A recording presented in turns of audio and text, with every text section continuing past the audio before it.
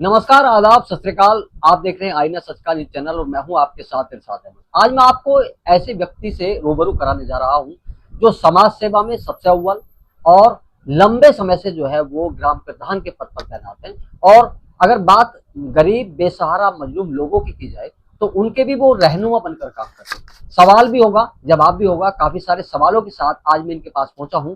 और सबसे पहला मेरा सवाल, आप काफी लंबे समय से जो है नरेंद्र भाई जो प्रधान पद के उस पर पद पर तैनात हैं और वो काफी समय से कार्य भी कर रहे हैं। सब आपने जो विकास कार्य क्या क्या कराया गांव में, थोड़ा सा उसके बारे में बताइए।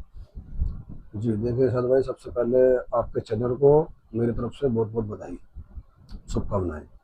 जहाँ तक सवाल देखिए साद भाई प्रधानी का है, तो जो ग्राम पंचायत हाजीपुर कला के नाम से हमारी जो ग्राम पंचायत है वो जानी जाती है, तो इसका ये रिकॉर्ड रहा है। जब मैं सबसे पहली बार ग्राम प्रधान का चुनाव लड़ा था तो 261 वोटों से जब यहाँ से मुझे जिताकर यहाँ के लोगों ने भेजा था, तो ये मान लीजिए कि ये पहली जीत थी, ये पहली जीत थी। और दूसरा इसका ये भी रहा है कि दूसरी बार यहाँ लगातार कंटिन्यू रूटीन में मतलब ग्राम प्रधान कोई नहीं बन पाया, तो उसका भी एक बड़े मार्जिन से, यानी कि पहले 261 से और फिर दूसरी बार जब चुनाव हुआ तो 303 वोटों से जनता ने मुझे जिताकर भेजा।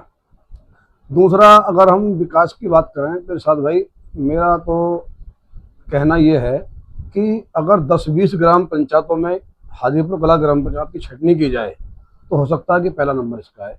विकास तो मैं अगर बिंदु बाई बिंदु बताऊंगा तो काफ़ी समय लग जाएगा।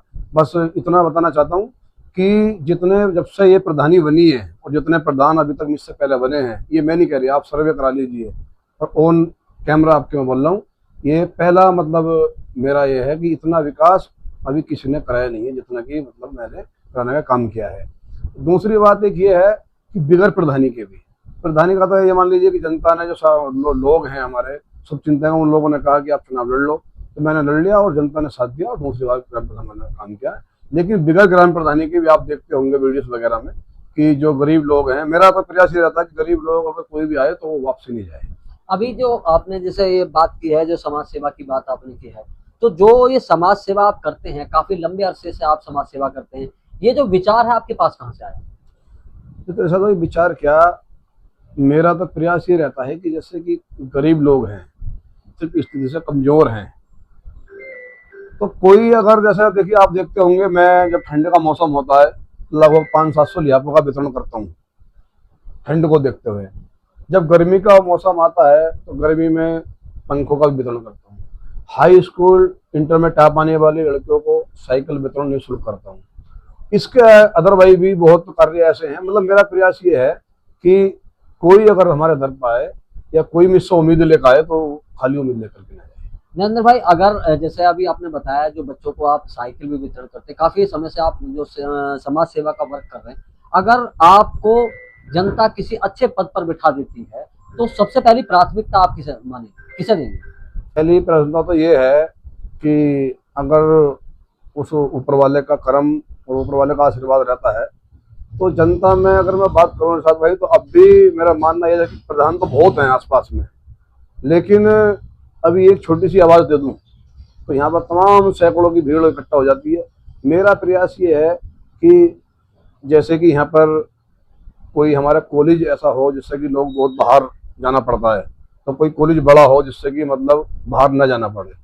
मेडिकल की बात करें, मेडिकल लाइन में अगर बात करें तो कोई बड़ा अस्पताल ऐसा हो जिससे कि मतलब जो बेचारे कमजोर लोग हैं कम कम खर्चे में और उनका ट्रीटमेंट हो सके।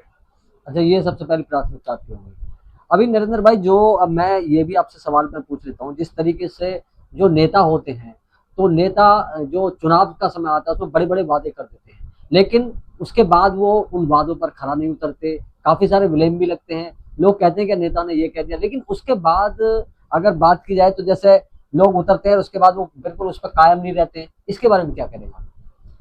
देखिए सद भाई, इसका तो मैं आपको जवाब ये देना चाहूँगा। मैं वैसे तो प्रयास ये करता हूँ कि ज़्यादा बातें कम करूँ और काम ज़्यादा करूँ, जो मेरा प्रयास रहता है। और इरशाद भाई, एक व्यक्ति आप ऐसा छांट लीजिए, एक बता रहा हूँ, यहाँ लगभग ऐसा मान लीजिए 2100-2200 वोटों की ग्राम पंचायत है, ये 3-4 गांव इसमें आते हैं। एक व्यक्ति ऐसा छांट लीजिए कि जो वादा करा हो और उस पर खरे ना उतरे हो। जितना बताएंगे उससे और ज्यादा करने का करते हैं। आगे भी मतलब यही प्रयास रहेगा कि बातें ज्यादा और काम, बातें कम और बातें काम ज्यादा। अभी जो समाजवादी पार्टी से भी आप जुड़े हैं, समाजवादी पार्टी जुड़े क्योंकि 2027 का चुनाव आ रहा है, आप समाजवादी पार्टी में भी अच्छे पद पर रहे हैं, तो क्या 2027 में जो है समाजवादी पार्टी जो है अपनी सरकार उत्तर प्रदेश में बना पाएगी? देखिए सद भाई, अगर मेरी बात किसी दल से समाजवादी पार्टी की मैं बात करूं तो मैंने 2009 से राजनीति में अपनी शुरुआत की और 2009 में मैं विधानसभा नौगामा से विधानसभा अध्यक्ष रहा योजना सभा का।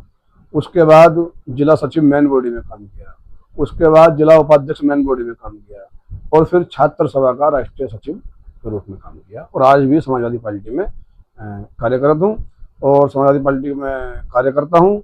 रहा साद भाई सरकार का सवाल, देखिए साद भाई, जो भारतीय जनता पार्टी है, जो वर्तमान में सरकार है, इन्होंने लोगों को बड़ी गुमराह करके सरकार बनाने का काम किया है। बड़े बड़े वादे किए हैं।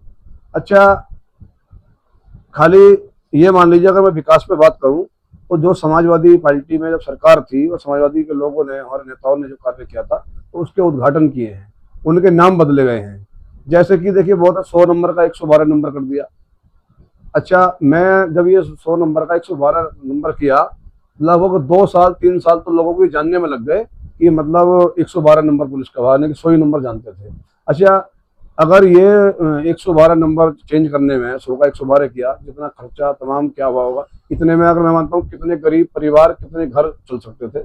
लेकिन वो उनका तरीका, वो कैसे चलते हैं। और जब केंद्र में कांग्रेस की सरकार थी तो भारतीय जनता पार्टी के जो हमारे आदरणीय प्रधानमंत्री मोदी जी, उन्होंने कहा था कि अगर केंद्र में हमारी सरकार आएगी तो विदेश में इतना काला धन है कि अगर हम उस धन को मंगवाते हैं तो जो है कि नागरिक जनता है कि प्रत्येक खाते में 15 लाख रुपए दिलाने का काम करेंगे। 2 बार इरशाद भाई केंद्र में सरकार आ गई, 2 बार उत्तर प्रदेश में आ गई। 15 लाख तो बहुत बड़ी बात है, 15,000 बताइए किसके खाते में आए। जनता जान गई, थोड़ा टाइम लगा। 2027 का जो समय है वो समाजवादी पार्टी का समय, समाजवादी पार्टी की सरकार बनेगी और आदरणीय अखिलेश यादव जी मुख्यमंत्री बनेंगे। आप काफी अच्छे नेता भी माना जाता है क्षेत्र में, आपको लोग जानते भी हैं। लेकिन एक सवाल मेरा आपसे ये है कि जिस तरीके से राहुल गांधी ने जो वोटर अधिकार यात्रा निकाली है, उनका बिल्कुल भारतीय जनता पार्टी पर ब्लेम है कि अब उन्होंने वोट चोरी की है और उसके बाद वो सत्ता हासिल की है। इसे आप किस नजर से देखते? देखिए सर भाई, बड़े नेताओं का सवाल है वैसे, लेकिन कुछ उन्हें प्रूफ उन पे हैं, जो उन्हीं पे प्रूफों पे वो लड़ाई लड़ रहे हैं और ये जनता भी इस चीज को जान गई है, जनता भी जान गई है। और ये तो अच्छा, ये बात भी बताइए, सरकार तो पहले भी बहुत बनती थी, भारतीय जनता पार्टी से पहले भी सरकार काफी बनी है, कभी ये ब्लेम नहीं लगे। अब ये तरह तरह की बातें होती क्यों, कुछ ना कुछ तो है।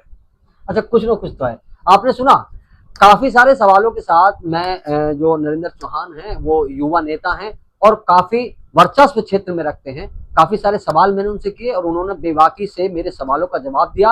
अगर हमारे ये इंटरव्यू आपको पसंद आए तो चैनल को हमारे लाइक और सब्सक्राइब जरूर करिएगा। नमस्कार।